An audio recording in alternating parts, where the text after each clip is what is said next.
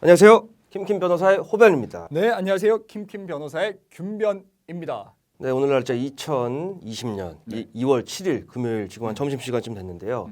매선 한파가 몰아쳤어요. 그리고 또 지금 코로나 바이러스 때문에 네. 온 나라가 시끄럽죠. 네. 법조계도 법조계도 시끄럽습니다. 시끄럽고 엄청난 후폭풍이 일어날 것 같은 일들이 지금 막 생기고 있고, 이게 뭐 이 인물에 대해서 뭐라고 얘기를 해야 될지 모르겠는데 뭐 여러 가지 수식어가 있겠지만 오늘의 주제는 강용석 변호사입니다. 그 디스패치에서 조사를 한 카카오톡 내용만 놓고 봤었을 때는 그것이 진실이라는 가정하에 이분은 정말로 잔악괴다. 자본주의가 낳은 괴물이다. 괴물이다. 어. 네, 저는 그렇게 이야기를 하고 싶습니다. 개탄스럽지만 뭐 정말 그거는 뭐 감정은 개탄스럽습니다. 배제하고 네. 팩트에다가 저희가 가진 법률가로서의 견해를 덧붙여서 오늘 방송 진행하겠습니다. 지금 뭐 강영숙 변호사가 도도맘 네, 김민아 씨. 김민아 씨와 예전에 2015년도 일이죠. 무고를 이제 교사를 했다. 네. 뭐 간단하게 말씀드리면 2015년도 당시에 한 강남의 한 가라오케에서 어떤 증권사, 증권업계 종사하는 남성과 술을 마시다가 고위 임원과 그 남성한테 맥주병으로 머리를 이제 가격당했다는 오해 거예요. 가격당했다. 이제 피가 나고 상해를 입었다. 꿰맸다. 특수상해죠. 특수상해죠. 제명으로는 이제 위험한 뭐 물건으로. 네. 부상의 정도는 경미하더라도 위험한 물건으로 이제 남을 가격하면 그 자체가 폭행이 아니라 특수상해가 됩니다. 근데 문제는 이 특수상해를 가지고 도도맘이 강용숙 변호사한테 고소를 진행하고 싶다고 상담을 했는데, 강용숙 변호사가 카톡상으로 기회다, 강간치상으로 붙여서 합의금을 쉽게 얘기하면 시원하게 뜯어내자. 시원하게 한번 뽑아보자. 그리고 반띵을 제시했다가 네. 반띵했다가 바로 본인이 좀 머쓱했는지 3분의 1만 먹을게. 보통 이제 변호사업계에서 성공보수 관행이 한 30% 정도 되거든요. 네. 아니, 물론 30% 이하인 경우도 경우도 있지만 많은데, 30% 넘는 경우 흔치 않아요. 그래서 네. 반을 꿀꺽 하려고 그랬다가 네. 바로 그럼 나 3분의 1만 가질게 네. 라고 하는데, 도도맘이 얘기를 합니다. 실제로는 성과 관련된 뭐 강제 추행이라거나 강간의 시도가 없었다. 손 한번 잡아보자 한 게 전부 다다. 그거 다다. 그래서 강간의 시도는 아예 없었다라고 해서 최종적으로는 거절의 의사를 표시를 합니다. 그래서 이 남성에 대해서 강용숙 변호사가 고소대를 맡아서 죄명은 강제추행 및 강제추행. 특수상해로 고소를 합니다. 근데 최종적으로 이 사건의 결론은 강제추행에 대해서는 이제 혐의 없음, 특수상해에 대해서는 이제 그 상해의 정도가 경미하고 당사자 간에 합의된 점을 토대로 해서, 다만 이제 폭행죄는 반의사불벌이니까 원래 이제 그 죄가 안 되는 건데, 고소를 취하거나 합의를 하면 이제 그렇죠. 죄가 안 되는 네. 건데. 근데 이제 특수상해는 반의사불벌죄가 아니기 때문에 기소유예 처분, 죄는 인정되나 이제 합의된 뭐 과정이나 그 피해 정도로 봤을 때 이번만은 기소를 하지 않겠다. 한번 봐주겠다. 한번 봐주겠다. 무죄는 아닙니다. 이게 기소유예인데 이렇게 정리가 됐는데, 그게 이제 중요한 게 아니고 그 과정에서 디스패치가 이제 보도한 내용을 보면 너무나 적나라하게 무고로 교사를 합니다. 그 금액도 특정을 해서 이제 강간죄가 살인죄 다음으로 제일 이제 죄책이 크다. 그리고 합의금도 제일 많이 받을 수 있는 범죄다. 그리고 강간죄로 고소하면은 일단 구속이다. 라면서 굉장히 그 없는 죄를 만들어서 종용을 하죠. 아무래도 피해자의 입장에서 요즘 조금 조사를 하는 이런 분위기나 이런 것들을 봤었을 때, 그렇다면 상대방이 지레 겁을 먹고 금전적 합의를 시도를 할 것이다 라는 부분들을 일일이 김민아 씨에게 설명을 하면서 지시를 했죠. 그리고 실제로 고소도 특수폭행과 강제추행 혐의로 고소를 했습니다. 전 같은 법률가로서 그동안 강용석 변호사가 보여왔던 많은 행보들에 대해서 뭐 일정 부분 뭐 전혀 전 관심이 없거든요, 그 사람한테. 근데 뭐 최근에 가로세로 연구소를 통해서 계속 이제 발생되는 일련의 폭로전, 그냥 뭐 저 양반이 뭐 먹고 살기 힘든가 보다, 뭐 그냥 그런 정도. 그리고 저는 같은 변호사로서 너무 이제 선을 넘지 않나 그런 정도였는데, 이 좋고 싫고의 감정도요. 그 사람한테 관심이 있고 애정이 있어야 있어요. 짓는데 저는 그냥 노관심이니까 했는데 이거는 같은 법률가로서, 그리고 강용석 변호사는 어쨌든지 뭐 인지도라는 측면에서 봤을 때 그 인지도가 좋은 영향이든 나쁜 영향이든지 대한민국에서 탑 클래스에 있는 인지도로 보면요, 변호사인데 어쨌든 사회의 모범이 돼야 되는 직군이라고 생각하거든요, 저는 법률가는. 근데 과연 이게 도덕적으로 맞는 것인가, 법률적으로 맞는 것인가. 일단 먼저 볼까요? 뭐 어떻게 생각하십니까, 무고죄? 제가 봤었을 때는 일단 그 강용석 변호사의 행위 자체는 우리가 이제 교사범이라고 보통 이야기를 많이 들어보셨을 텐데, 교사범이라는 거는 특정한 특정한 그 범죄를 저지른 사람한테, 예를 들어 가지고 제가 김훈 변호사한테 가서 쟤 좀 때려줘. 쟤 좀 때려주면 내가 너한테 사탕 줄게. 뭐 이런 식의 교사도 가능하고 쟤 안 때려주면 내가 너의 비밀을 폭로하겠다. 이런 식으로 해서 교사를 할 수도 있는 거고. 근데 그렇게 됐었을 때 정범이 김호민 변호사 가서 때리면은 저는 교사범으로 동일한 형으로 처벌을 받습니다. 근데 이 같은 경우에는 김민아 씨에 대해서 어차피 고소는 피해자인 김민아 씨가 해야 되는 거니까. 근데 거기다 대해서 자 형량이 높아질 수 있고 합의금을 많이 받을 수가 있으니까 있지도 않았던 일을 만들어가지고 우리 고소를 해보자, 무고를 해보자라고 이야기를 했기 때문에 제가 봤었을 때 이거는 교사범으로 처벌이 무고의 교사범으로 처벌이 되어야 된다고 저는 생각을 합니다. 여기서 한 가지가 강간치상은 이 강영숙 변호사가 김민아 씨한테 계속 종용은 하지만 최종적으로 김민아 씨가 거절했어요. 오케이 그래서 하지 않았죠. 강간치상은 고소를 하지 않았기 때문에 무고죄는 이제 실행에 착수 전에 예비 그 단계를 행위를 처벌하는 규정이 없거든요. 그러니까 이 강간치상에 대한 무고는 적용되지 않아요. 근데 문제는 여기서 강제추행으로 고소한 부분이죠. 강제추행, 어떤 성적인 수치심을 일으킬 만한 행동을 당한 바가 없는데도 없다. 불구하고 고소를 했다는 것은 명백한 무고에 해당이 되고 이 정도 증거라면은 무고가 너무 확실할 것 같습니다. 김민아 씨가 이 카톡 내용을 보면은 굉장히 강제추행으로 고소하는 거에 대해서도 부담감을 많이 느끼죠. 느끼고 있어요. 왜냐하면 카톡 내용을 보면 이 사건 고소 이전에 한번 경제팀에서 수사를 받은 적이 있나 봐요, 김민아 씨가. 자기가 경제팀에 들어가서 조사를 한번 받고 나오니까 수사관 앞에서 거짓말하기가 쉽지 않는 것 같다. 저희가 예전에도 여러 차례 말씀드렸죠. 왜 거짓말을 수사관 앞에서 못해라고 생각하실 수 있는데 막상 그 앞에 가서 정말 치밀하게 짜여진 준비 그 신문을 받으면 그 없던 사실을 진짜처럼 얘기하는 거는 굉장히 어렵습니다, 사실. 그리고 그런 부분에 대해서 김민아 씨가 정확히 인식하고 있어서 강제추행에 대해서 부담감을 많이 느꼈고 그럼에도 불구하고 이제 고소가 진행됐고 최종적으로는 김민아 씨가 그 조사를 받으면서 진술 번복했어요. 그거 강제추행 부분에 대해서 다 이제 원만히 합의를 했고 실제로 일어나지 않았다는 식으로 번복을 했죠. 그래서 강제추행 무혐의 나온 거죠. 실제로 그 고위 임원한테 김민아 씨는 중간에 양심의 가책을 느껴가지고 사과까지 했다고 합니다. 뭐 그런 부분들 없었는데 무리하게 고소를 했던 부분에 대해서 미안하다라고 이야기를 했고 결국에는 근데 합의돼가지고는 아까 호변이 말을 했던 것처럼 어느 정도 종결이 됐죠. 사건이 전부 다. 지금 문제가 그럼 수사기관에서 인지하는 방법도 있거든요. 그렇죠. 인지라는 거는 고소 고발이 없어도 범죄의 단서를 수사기관에서 직접 포착을 해서 수사를 뭐 자발적으로 하는 거예요. 근데 일반적인 무고죄의 경우에는 수사의 인지가 일어나서 수사에 착수되는 경우는 흔치는 않아요. 근데 이게 지금 사회적으로 일파만파 파장이 크고 또 지금 저희가 좀 이따 말씀드리겠지만 이 사건이 지금 강영숙 변호사가 그 사건 다 아실 거예요. 이 도도맘에 민사소송을 하면서 전 남편과의 소송을 하면서 그 소취하서를 위조를 했느냐 여부에 관해서 1심에서 유죄가 선고돼서 복역을 하다가 유죄 공범이냐? 그렇죠. 근데 2심에서 무죄가 선고돼서 지금 활동을 하고 있는 거죠. 163일 만에 이제 석방이 됐었죠. 그렇죠. 그런 부분에 있어서 수사 인지가 이뤄질 가능성도 배제할 수 없습니다. 배제할 수 없습니다. 많은 분들한테 사랑을 받고 있는 분이 이렇게 무책임한 행동을 했다고 하는 것 자체도 굉장히 화가 나는 부분이고 사랑을 받았던이라고 정정해 주시면 되겠습니까? 받았던이라고 정정하겠습니다. 받았던. 근데 뭐 지금도 보니까 또 가로세로 연구소 방송 보면 팬들이 올려가지고 팬들이 있으니까 확실한 건 우리보단 사랑을 많이 받고 있다. 그거는 맞는 말인 것 같습니다. 그럼 많은 분들이 궁금해하시는 변호사협회 차원의 징계는 일어나지 않냐? 당연히 해당되는 사항입니다. 해당되죠.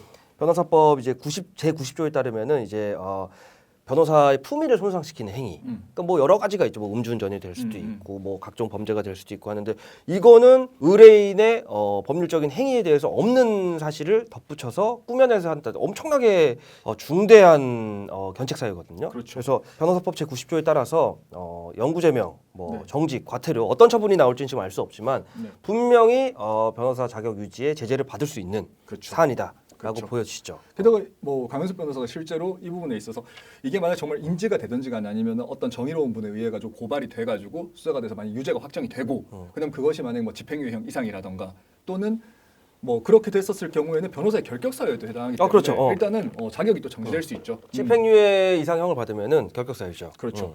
자, 지금까지는 이제 최근에 강영숙 변호사의 문제가 되는 무고죄 교사 여부 더 중요할 수 있는 사건이 있습니다. 뭐 지금 강영숙 변호사가 아까 말씀드린 대로 사문서 위조 혐의로 1심에서 징역형을 선고받았다가 2심에서 무죄 그리고 검찰이 상고를 해서 대법원에 가 있죠. 근데 통상적으로 대법원으로 일반 형사 사건이 검찰이 상고를 했을 경우에 5, 6개월 안에 결과가 6개월. 나옵니다. 네. 결과가 나오는데 검찰이 이 강영숙 변호사의 사문서 위조권을 상고한 게 작년 4월이에요. 근데 지금 거의 1년이 다 돼가고 10개월이 있죠. 지났죠. 10개월이 지났죠. 이거 뭘 의미하냐? 이 사건에 대해서 대법원이 고민하고 어쨌든 있다. 굉장히 고민하고 있다. 고심하고 있다 결정에. 고민하고 있고 4월에 상고를 했습니다. 근데 대부분의 뭐 100건의 형사 사건이 있다. 근데 그 중에 2심에서 무죄 받은 사건을 검찰이 상고한 게 100건이다. 그러면은 저희 말씀드린 대로 6개월 안에 결과가 나는 게 뭐 거의 100에 가깝고 그리고 뒤집히는 경우도 많지 않습니다. 많지 않죠. 뭐 100건 중에 10건이 될까 말까? 뭐 별거 안 정말 된다고 다- 봅니다. 다섯 번도 안 된다고 봐요. 실질적으로는 안 된다고 보고. 근데 왜 그럼 대법원에 이게 지금 계류돼 있나? 2019년 7월에 검찰이 지금 우리가 지금 문제되는 이 교사 방조 관련된 카카오톡 메시지 있잖아요. 네. 18,000여 건의 대화를 주고받은 내용을 이 사문서 위조죄 대법원 재판부에 증거로 제출했습니다. 이미 그것이 작년 7월에. 사실 그 사문서 위조죄의 쟁점이 뭐냐면은 어차피 그 남편의 소취하서와 그다음 거기에 대해서 인감 대립 발급 그 위임장에 대해서 사문서 위조를 했었을 때 그 김민아 씨의 사문서 위조 행위 자체는 맞는데 근데 그것을 과연 강영석 변호사가 알았나 몰랐냐 그래서 알고 그걸 같이 공모해가지고 했냐 안 했냐가 문제인 건데 그렇다면은 이 18,000개의 메시지 안에서는 그 사문서를 위조하는 것을 김민아 씨와 공모를 하고 했던 정황 자체가 밝혀졌기 때문에 아마 증거로 제출을 했을 거거든요. 그 안에 그런 걸 이제 입증할 수 있는 부분이 있다 보니까 대법원에서 이 7월달에 이 서면을 증거를 받아보고 나서 18,000개의 문자 메신저 메시지 두 사람 사이에 그것을 보고는 이거에 대해 가지고 결과를 내는 데서 고심을 하고 있지 않을까 이런 생각이 듭니다. 지금 김변이 말씀하신 얘기가 그 이 사건 어쨌든 그 사문서 위조 사건의 쟁점이 법률가로서 네. 그 위조 사실을 알고도 네. 그 행위를 진행했느냐가 네. 쟁점이잖아요. 근데 1심에서는 알았다. 그러니까 유죄가 나왔고 2심에서는 몰랐을 것이다. 몰랐을 몰랐던 것이다. 것으로 보인다.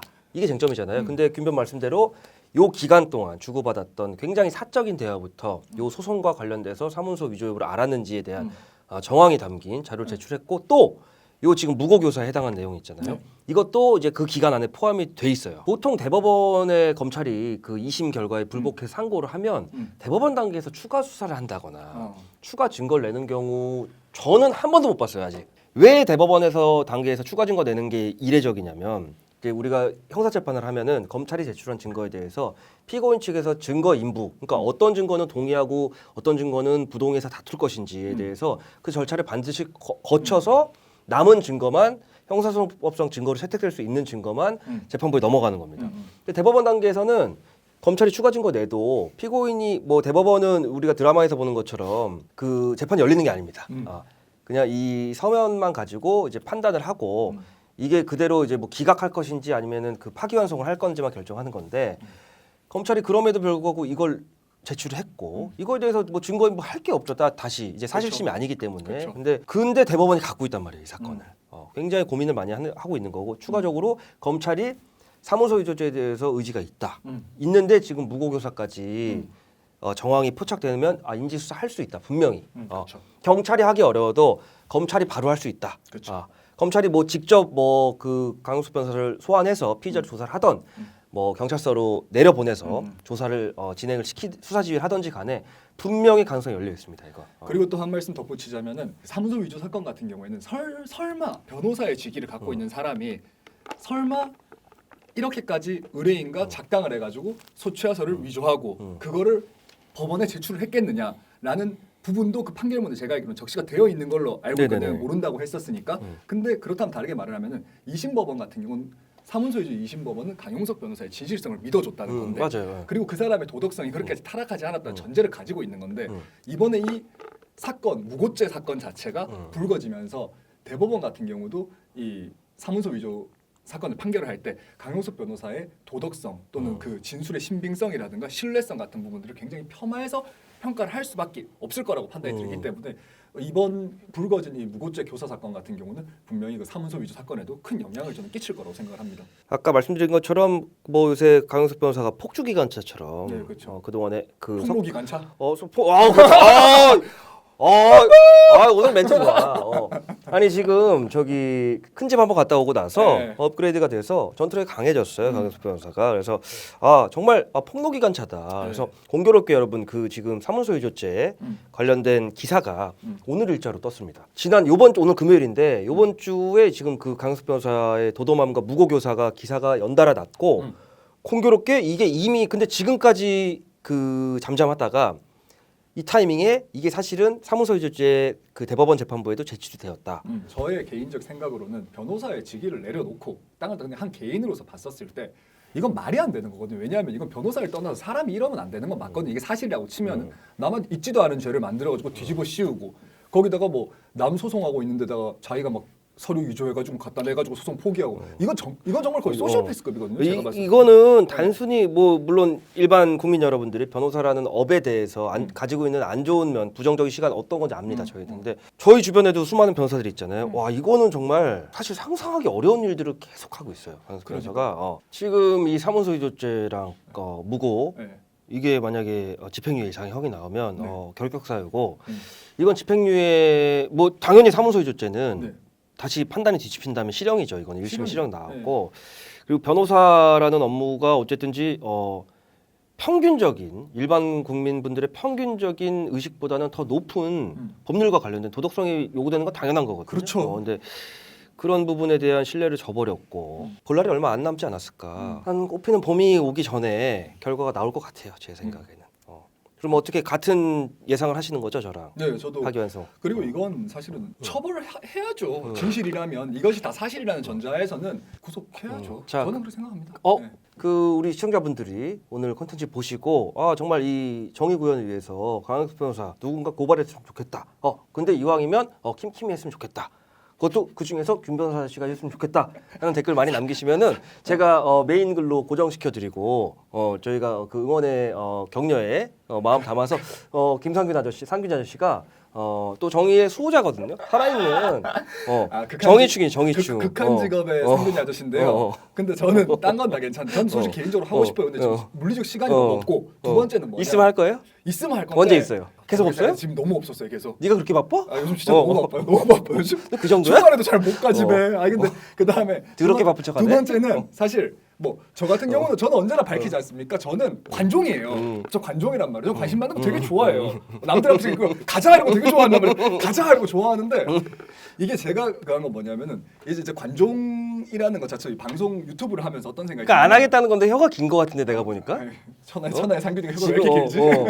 지금 가야 될 것 같은데 내가 보기에는. 만약에 뭐 일주일 사이 1, 2주 한번 지켜보고 고발만 없으면 뭐 한번 넣어보죠. 뭐 고발장 넣어보죠. 네, 넣어보죠. 나는 진짜. 아니 넣어봐야죠. 난 든든해 당신이. 아니 진짜. 고발장 내가 넣을 테니까 진술 네가 하면 안 돼. 교사를 이렇게. 야 우리도 그 김세희 전 기자랑 그 다음에 김동보 씨 고소할 때처럼 우리도 가가지고 여기다 강용석 쓴다 무고 교사해가지고 우리도 중앙지검에다가 쇼하면서 한번 넣을래? 내가 당신이 가면은 내가 따라가 줄게. 같이 갈까? 따라가 줄게. 같이 가요 그러면. 따라가 드리고. 그러면은 나 시사 프로 하는데 내가 나오는데 내가 코멘트하고 그래야 되는 거. 지금 막 화면에 제가 나오고 있습니다. 그래서 오전에 이렇게 해야 되는 건가 시사 프로에? 우리도 글씨 크게 쓰자 이렇게. 그 곤란. 내가 아무튼 그거는 저기 네, 시사 프로그램 저희 감독님들이랑 논의를 해보고 얼마든지 하겠습니다. 제가 가면. 자 그러면은 이 소식 추이를 지켜보겠고요. 아마 근시일 안에 방향성이 잡힐 겁니다. 다음 시간에 다시 돌아오겠습니다, 여러분. 네. 감사합니다. 네, 감사합니다. Rent a car you can't afford. Put on a song that we both know. Let your hair out in the wind. Put the pedal to the floor. Flame your light, take a smoke. Put your broken rip off. Wafers on. Doesn't matter if the sun goes down. We'll still be up, still be up. Don't care about the place we